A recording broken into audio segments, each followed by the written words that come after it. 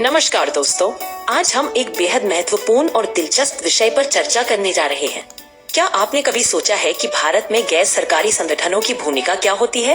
बिल्कुल, एनजीओ की भूमिका हमारे समाज में बहुत महत्वपूर्ण है, लेकिन कई लोग इससे अनजान हैं, जैसे कि ग्रामोजन फाउंडेशन भोपाल, जो इस दिशा में काम कर रहा है। सही कहा आपने।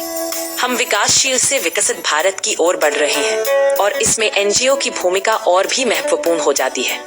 ठीक है, क्या आपने कभी सोचा है कि भारत में एनजीओ कैसे काम करते हैं, उनके विभिन्न प्रकार और उनकी कार्यप्रणाली क्या है?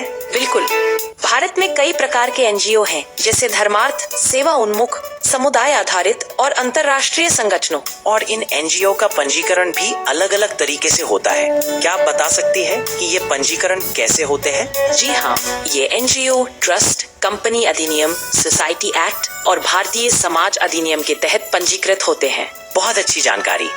अब चलिए हम इस विषय पर और गहराई से चर्चा करते हैं। एनजीओ का मुख्य उद्देश्य क्या है? एनजीओ शिक्षा, स्वास्थ्य सेवा, कौशल विकास और आपदा राहत जैसे क्षेत्रों में महत्वपूर्ण भूमिका निभाते हैं। वे समाज में समावेशी और समतावादी बदलाव लाने के लिए प्रयासरत हैं। यही तो है उनकी खासियत। भारत में एनजीओ के प्रकारों और उनके योगदान को समझने से हमें उनकी अहमियत का एहसास होता है। बिल्कुल।